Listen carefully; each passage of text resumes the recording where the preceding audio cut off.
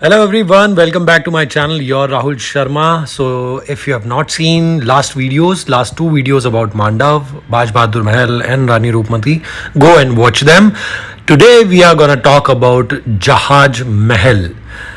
जहाज महल के बारे में आज हम बात करेंगे और जहाज महल की क्या हिस्ट्री रही है. ये इतना बड़ा है, इतने सारे पॉइंट्स हैं यहाँ पर बात करने के लिए कि मैं पूरा का पूरा इसे कवर नहीं कर पाया, लेकिन जितना भी कर पाया वो मैं आपके साथ शेयर करता हूँ. तो चलिए शुरू करते हैं. तो जहाज महल में टोटल 15 से 18 पॉइंट्स हैं जिनके बारे में बात की जाती है. वो मेन पॉइंट्स हैं यहाँ के, लेकिन हम आज केवल 4 से 5 पॉइंट्स के बारे में ही बात कर पाएंगे.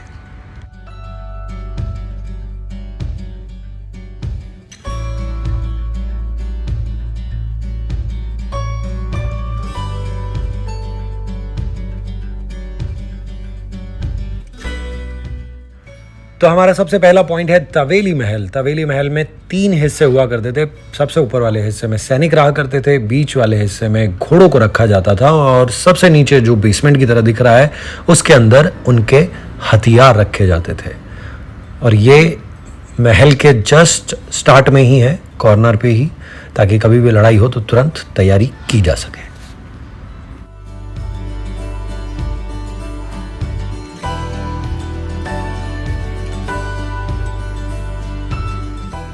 तो ये है कपूर तालाब. कपूर तालाब में ऐसा कहा जाता है कि कुछ ऐसी औषधियाँ डाली जाती थी कि जब आप नहाकर बाहर निकलेंगे तो आपके सफ़ेद बाल काले हो जाया करते थे. वो राजा और रानी दोनों के लिए ये इस्तेमाल की जाती थी औषधियाँ. यहाँ पर कुछ कपड़े चेंज करने की जगह और बीच बीच में रेस्टिंग पॉइंट्स भी दिए गए हैं जो कि राजा और रानियों के काम आते थे.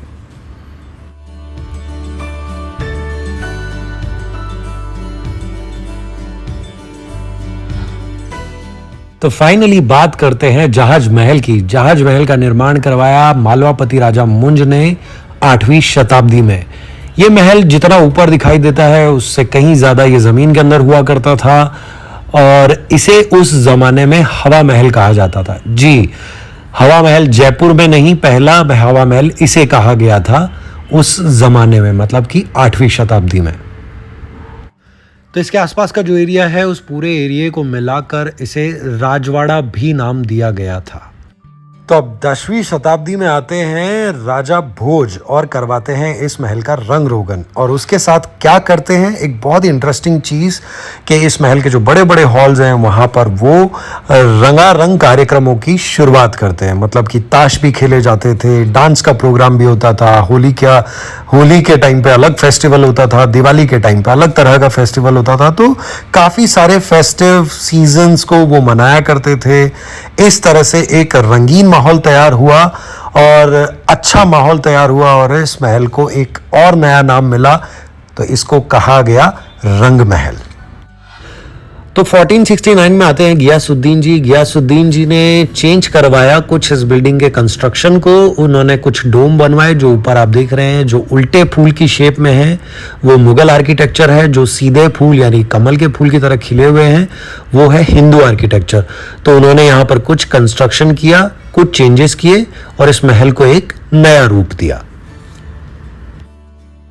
तो इसका जहाज महल नाम पड़ने के पीछे एक बड़ी इंटरेस्टिंग कहानी है. वो कहानी ये है कि मुगलों ने जब देखा कि इसके दोनों तरफ तालाब है, एक तरफ जो तालाब है उसका नाम है मुंज तालाब, दूसरे तरफ के तालाब का नाम है कपूर तालाब और बीच में एक लंगर डाले जहाज की तरह खड़ा ये महल, इसीलिए इस महल का नाम पड़ा जहाज महल. तो आप देख रहे हैं कितना वर्सटैलिटी है नाम को लेकर भी, क्योंकि जब हिंदू राजा आए तो इसे रंग महल, हवा महल के नाम से जाना गया, राजवाड़ा के नाम से जाना गया और जब मुगल आए तो इस महल को जहाज महल के नाम से जाना गया.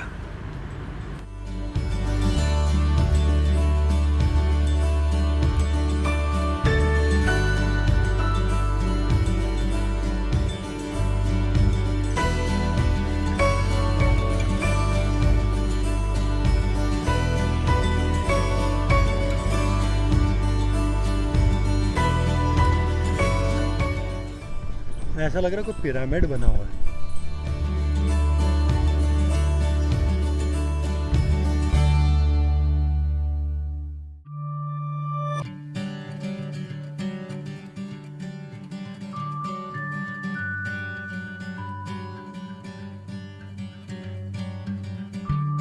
तो इस महल को बोला जाता है हिंडोला महल। बड़ा ही खूबसूरत लगा मुझे ये, बड़े इजिप्ट टाइप की, पिरामिड टाइप की इसकी बनावट थी बाहर से। तो ये हिंदू और मुगल शासकों के समय इसको दरबार हॉल की तरह यूज़ किया गया। बीच में जो खाली जगह है इसमें दरबारी बैठा करते थे और सामने की तरफ रानी बैठा करती थी, जो मेरे पीछे झरोका आप देख रहे हैं उसमें। पीछे हाथी के आने और जाने के लिए एक जगह हुआ करती थी, उस पर बैठकर रानी आया करती थी। इस वाले झरोके में राजा बैठा करते थे और उनके जस्ट सामने की तरफ नीचे एक शिव मंदिर हुआ करता था। वो शिव मंदिर बाद में मुगल समय में हटा दिया गया। जब गयासुद्दीन जी आए तो उन्होंने इस बिल्डिंग में थोड़े बहुत चेंजेस करवाए और चेंजेस करवाकर इस महल को एक नया रूप दिया। एक और इंटरेस्टिंग पॉइंट है कि श्रावण के समय यहाँ पर झूले डाले जाते थे जो यहाँ की रानियाँ थी उनके लिए।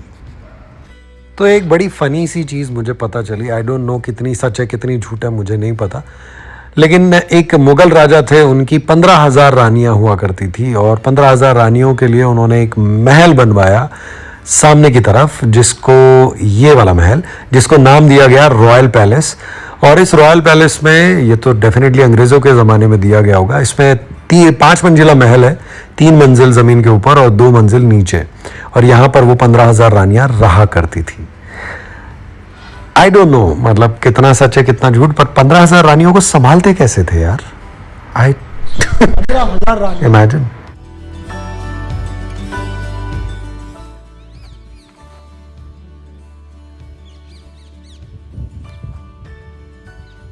जी सर।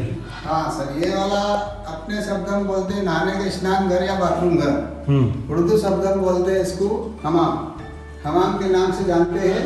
और इसकी कहानी बोल रहे अंदर से 2 चैनल बनी, उसी चैनल की कहानी ये बोल रहे कि यहाँ नीचे लकड़ी जलाई जाती थी यहाँ पे। हाँ, तो इसी लकड़ी से क्या होता है कि एक चैनल का पानी गर्म होता था, एक का ठंडा रहता था। ओके। फिर यहाँ से घूमता इधर इस टाकी के अंदर आ जाएगा, यहाँ से अंदर नहाने का बनाया है। यहाँ पे आ जाता था ये हाँ, यहाँ पे टांकी आ जाएगा। कि यहाँ पे? यहाँ पे नहाने का है। अच्छा, ये नहाने का है। हाँ। तो यहाँ पानी कहाँ से आता था? इधर से? पानी है ना सर, चैनल बनी ना। ये जो चैनल है इससे हाँ, होते चैनल हुए। ना, हाँ, इस चैनल से पानी आता था। ओके। इस चैनल से कहाँ जाता था? ये टाकी के अंदर यहाँ पे। यहाँ पे आएगा। ये यहाँ का पानी निकाल कर नहाते थे वो लोग। ये यहाँ पे भर जाता था पानी। वाह। और इसके बाद एक बाथरूम उधर बना। सही है, सही है, सही है। आ जाओ नहा लो। एक ये बाथरूम है। वाह। हमारे बाथरूम आज वाले स्टिंग बाग के लिए बना है शेरवान। यहाँ स्टिंग बाग बनता है। और जो यहाँ ऊपर- स्टीम बनता है। हाँ, और जो ऊपर वाला जो दिख रहा है चांद सितारा, उसको बंद करना पड़ेगा जब स्टिंग बाग बनाएंगे जब। अच्छा, इसको बंद करना पड़ता है पूरा, तो ये हाँ। बंद करते थे पहले। ये बंद कर देते थे जब सर्दी में, और वापस गर्मी आ जाए खोल देते थे। ये वाला जो अभी निकल गया है यहाँ पे, हाँ, पूरा यहाँ से निकल गया है। नक्काशी वक्काशी कुछ हुआ करती थी जहाँ पे हीरे जड़े हुए थे। हाँ, यहाँ पे कुछ हीरे वीरे जड़े हुए थे जो निकाल लिए गए हैं। हम लेट हो गए, नहीं तो हमको भी मिल जाते कुछ तो, है ना? कुछ हीरे तो अपने हाथ लग ही जाते हैं, कोई नहीं।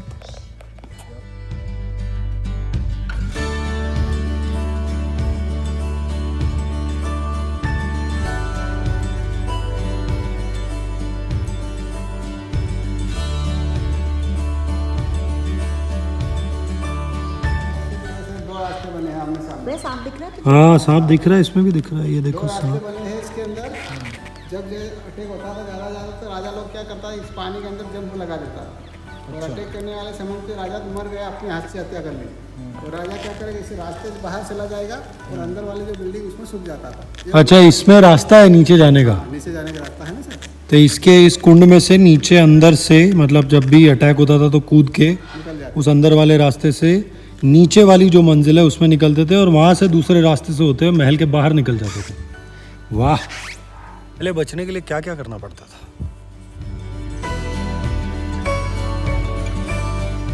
And this is rain water harvesting. इसके अंदर रेत, कोयला, नमक सब मिक्स कर रखते थे। चूना अच्छा। होगा। उसमें पानी फिल्टर हो गए, और यहाँ पे आता कमल था। कुंड के अंदर स्टोर होगा। यहाँ पे से स्टोर फिर- होता था। हाँ, इसके बाद नीचे कटरा बावड़ी के स्टोर करेंगे पूरा रेनी सीजन का पानी पीने का। अच्छा, नीचे उधर स्टोर करके। वाह।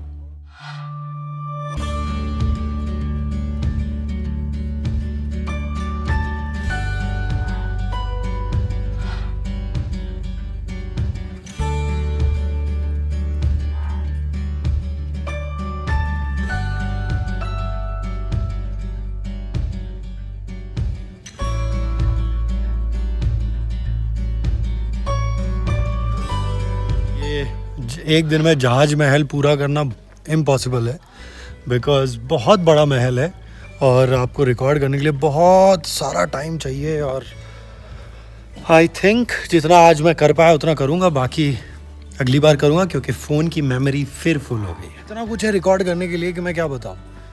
सो trying my best to show you guys. मेरे ख्याल से मांडव की नेक्स्ट ट्रिप में और ज़्यादा और डिटेल में आपको कुछ चीज़ें बताऊँगा। अभी तो बता ही रहा हूँ, बट इस महल के बारे में स्पेशली और बहुत सारी चीज़ें हैं जो जानने को मिलेंगी तब। सो काफ़ी अच्छा लगा मांडव आकर, यहाँ की हिस्ट्री के बारे में जानकर। My first experience was brilliant. I am looking forward to it कि जल्दी से वापस यहाँ आऊँ और यहाँ का जो अधूरा रह गया है जहाज महल का और बाकी की जितनी चीज़ें अधूरी रह गई हैं उनके बारे में व्लॉग बनाऊँ और आप सबको वो चीज़ें दिखाऊँ। Thank you so much guys for the love and support you are giving. Stay blessed, stay safe and thank you so much for watching.